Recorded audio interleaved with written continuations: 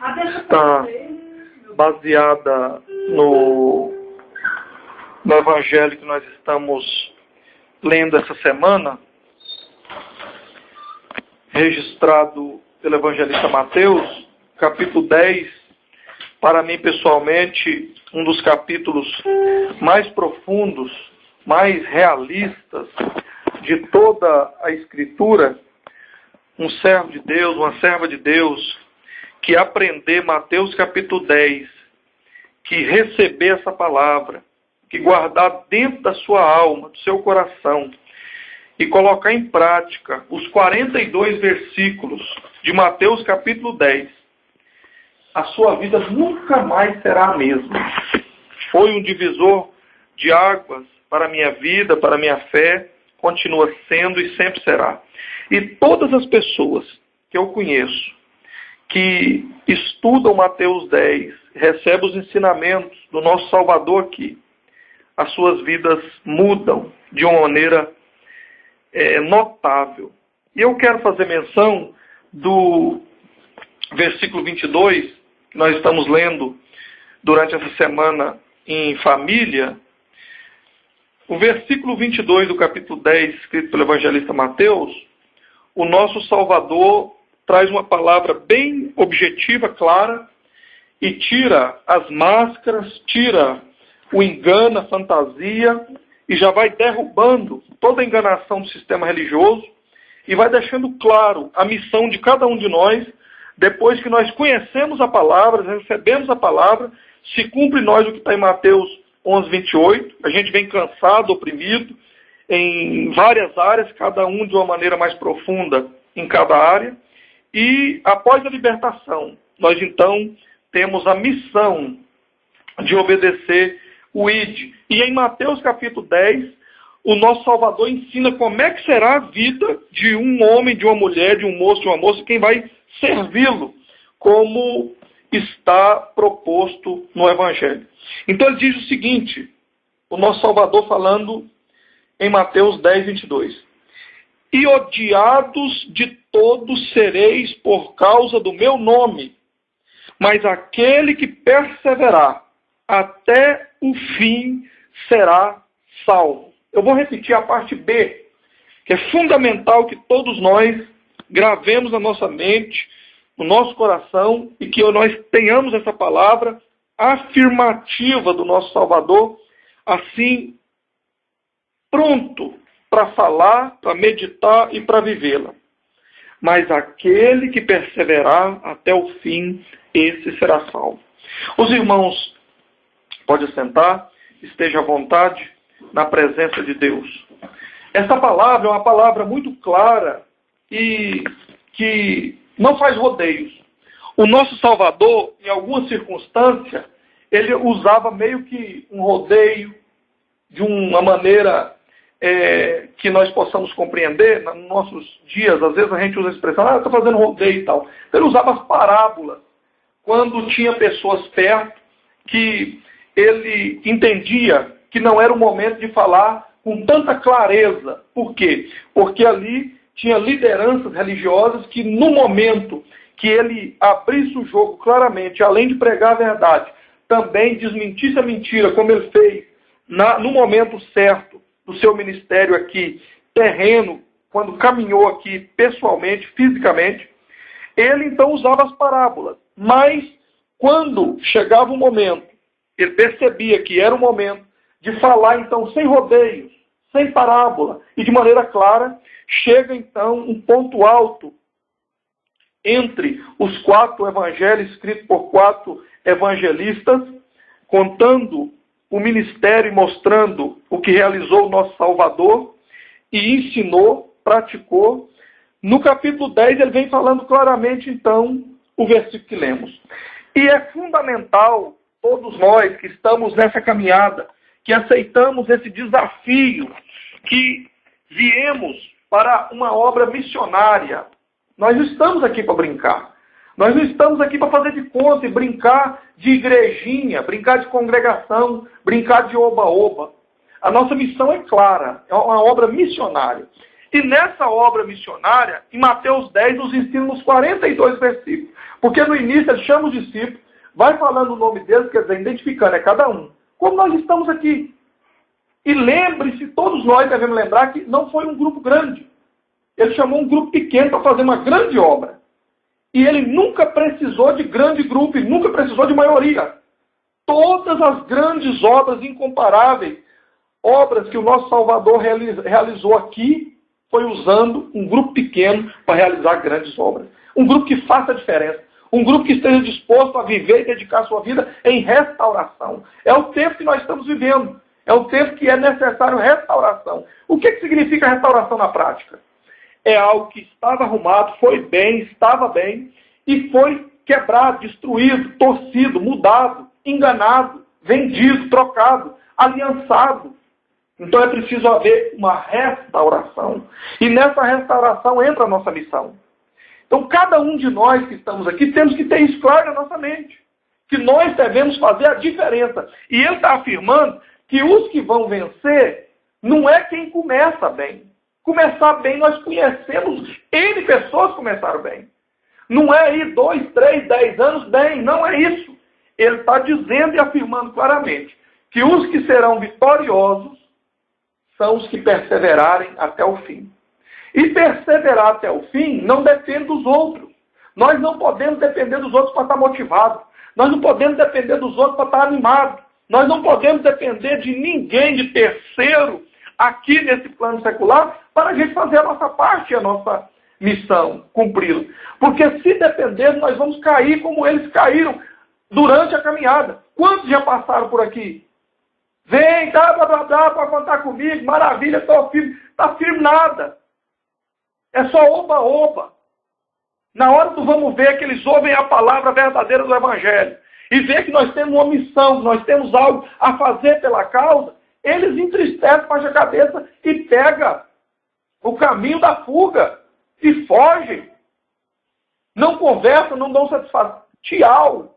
E se for atrás, não adianta tentar ir atrás, não. Eles fogem, dizem que não está, não atende o telefone, não atende o portão, não atende o campo. Não adianta. A missão é cada um. Não adianta nós olharmos para a esquerda nem para a direita. Nós temos que olhar para o alto, como todos os homens e mulheres vencedores na fé, como está registrado em Apocalipse, aqueles que estão lá no trono, ao lado do nosso Salvador. Por quê? Dedicaram tanto a sua vida, se tornaram mártires. E aqueles que se tornam, chegam ao ponto de se tornar mártires, eles vão primeiro, eles têm esse privilégio. Não aguarda então o arrebatamento. Não aguarda então a vinda do nosso Salvador. Agora a missão é minha e sua. É nossa. E eu só posso fazer a minha parte. E tu tem que fazer a sua. Cada um tem que fazer a sua. Agora o que tem maravilhoso nessa palavra e nessa missão nossa, que nós devemos estar com isso todos os dias, cada momento na nossa mente, como uma motivação, é, entre outras palavras, do nosso Salvador, esta: aquele que perseverar até o fim. Não falou que depende de um grupo. Não falou que depende de muita gente. Não falou que depende de nada que o sistema aqui diz que é prioridade. É cada um com Deus, cada um fazendo a sua parte.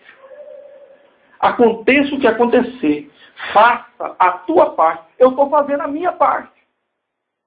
E não tente viver se alimentando da minha parte, porque não funciona.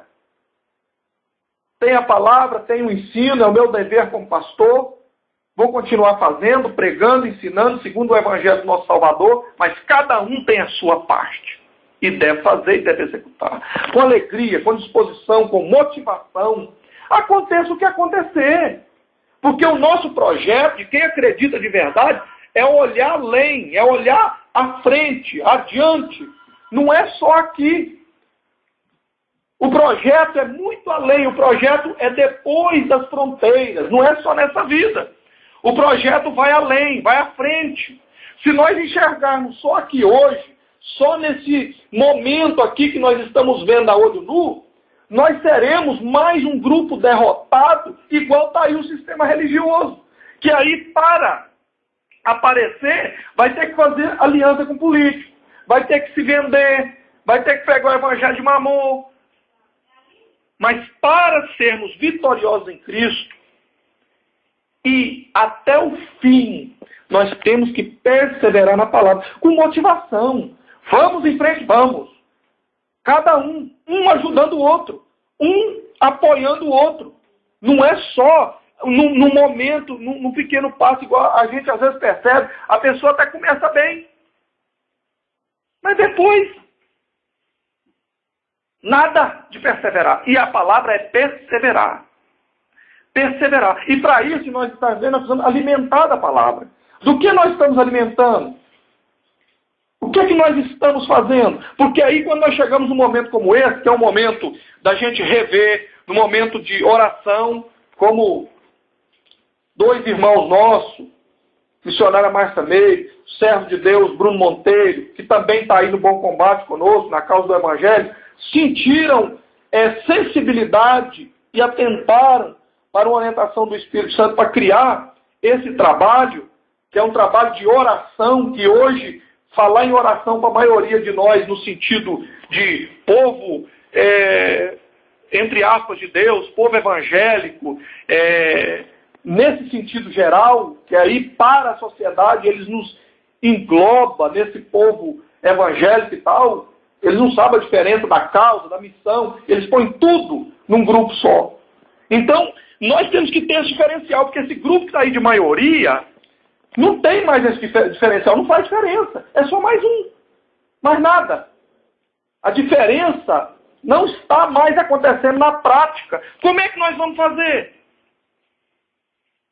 E eles vão olhar para quem? É para quem está verdadeiramente comprometido com o Evangelho. Quem está motivado. Quem está, como disse o nosso Salvador, o evangelista Lucas escreveu no capítulo 4, a partir do versículo 18, ele diz que ele nos enviou, fazendo uma aplicação da missão do Salvador, o Messias, que veio, ensinou, praticou e nos passou a missão quando ele vai para a direita do Pai. E ele diz, eu vos enviei para pregar boas novas, para trazer essa boa notícia do Evangelho, para libertar os cativos. Quem é os cativos? São pessoas que estão hoje como nós estivemos, escravos do sistema religioso, escravo dessa correria do mundo que nunca é suficiente, sempre eu quero mais, não tem contentamento. Eles não têm paz, às vezes tem recurso financeiro, tem instrução, tem tudo materialmente falando, mas não tem paz, não tem alegria, não tem. Por quê? Porque falta a parte espiritual, falta a parte de comunhão com Deus. E essa missão cabe a nós. E para nós fazermos essa com sucesso, nós precisamos estar motivados, capacitados por Ele, cheios do Espírito. E isso é possível através de quê? Leitura e alimento da palavra do Evangelho de nosso Salvador. Oração, que é esse trabalho que foi criado. Oração faz parte, é uma das bases também. Conhecimento traz libertação. Oração traz, através do clamor, da busca a Deus, traz a unção, a capacitação de Deus através do Espírito Santo na nossa vida. Para nós não ficarmos assim, observe bem. Olhe bem aqui para a minha face. Eu conheço pessoas, e os irmãos também, que olha só o tipo de dar um testemunho de alegre. Olha você ver um testemunho de uma pessoa que está há 20, 30 anos, eu conheço, caminhando, e diz que mas não é pelos frutos mortos. Diz que tem, mas não tem os frutos mortos. Ele diz, irmãos, Pai do Senhor, eu estou sentindo muito alegre com Jesus. A minha alegria é muito grande. Os irmãos precisam ver o tanto que eu estou alegre. Benção, até aqui o Senhor tem me ajudado. Você precisa ver, tá uma benção. Aleluia. Lá em casa, Jesus é meu cachorro. Ele guarda a casa, é tudo. Você precisa ver. Nossa, ai, ai. Quem é que fica motivado com um testemunho desse? Isso vai alcançar quem que está começando, que está ali, ou às vezes até um de nós que é sujeito a passar uma crise, uma dificuldade. Quem está caminhando, mas eles vão olhar para quem? Para nós. Nós somos liderança. Nós que estamos na frente. Então, e nós podemos ter nossas crises, dificuldades, sim, mas nós temos que viver isso como o nosso Salvador viveu, lá no Getsemane, lá no particular. O Getsemane de um pode ser no banheiro, pode ser no quarto, pode ser no mato, pode ser no apartamento, pode ser onde for, num particular com Deus. Agora, diante das pessoas que estão caminhando conosco, aprendendo, nós temos que estar nesse momento do combate, da infantaria, na frente, que nós fazemos parte do grupo da frente, nós temos que estar motivados, animados. Irmãos, eu estou alegre mesmo. Por quê? Porque o nosso Redentor vive. Eu estou alegre porque eu sei que o meu trabalho não é vão no Senhor. Eu estou alegre porque, independente de quantidade, tem qualidade. Qualidade da palavra, qualidade da minha vivência, qualidade do meu compromisso com Deus. E eu faço o meu melhor. Então isso me dá certeza, eu estou alegre porque eu sei que no final, quem perseverar até o final, está a palavra do meu Salvador me garantindo, será salvo, será vitorioso. E todos quantos quiserem vir, pode vir que tem vaga, tem espaço para todos. Então, meus irmãos, vamos continuar em frente, motivados, levantar a cabeça, desmorgar, firmar mesmo, reagir, porque é a maneira de nós fazermos a nossa parte. E ajudar os outros, como foi ensinado pelo nosso Salvador. E o nosso irmão apóstolo Paulo, um dos maiores imitadores do nosso Salvador, nos instruiu, viveu, e no final, nós temos na Escritura o que ele falou no final. Preso num calabouço, segundo os entendidos desta área, que tiveram o privilégio de ir lá pessoalmente ver onde Paulo, uma das prisões de Paulo, a última, quando ele escreve a segunda carta a Timóteo, diz que o lugar não tem jeito de andar em pé, tem que andar agachado, que era um calabouço, não tinha um mínimo de condição humana. O banheiro era um buraco no chão, de maneira que ia fazendo as suas necessidades fisiológicas e aquele odor ficava ali o tempo todo. É onde fazia as alimentações também. Não tinha ventilação, não tinha sol. Pense o que passou um servo de Deus e muitas servas de Deus também naquela ocasião. Porque tem registro, nossa irmã Lídia, entre outros, registrada ali, que abria sua casa para ter culto escondido e trabalho missionário e perseguição de morte. E nós temos esse privilégio, essa liberdade que nós temos aqui ainda. Então vamos fazer o nosso melhor. Vamos reagir. Porque é essa reação que vai fazer diferença diante de Deus. Que Deus em Cristo possa continuar abençoando a todos. E vamos em frente, praticando a palavra, praticando a oração. E vamos mesmo melhorar cada dia. Precisa haver melhora. Cada dia, cada semana. Não pode ser só uma coisa repetitiva, monótona, religiosa, mecânica. Não. Melhorando cada dia. Prosseguindo. Assim nós vamos conseguir ajudar uns aos outros, alcançar outros com a palavra do Evangelho Salvador de Cristo, e mais almas vai poder alcançar o caminho da salvação, o escape do inferno, o perdão dos pecados e a justificação em Cristo. Isso é o mais importante. Almas, alcançar almas. E nós, como liderança, temos que ter consciência disso e estar disposto a isso.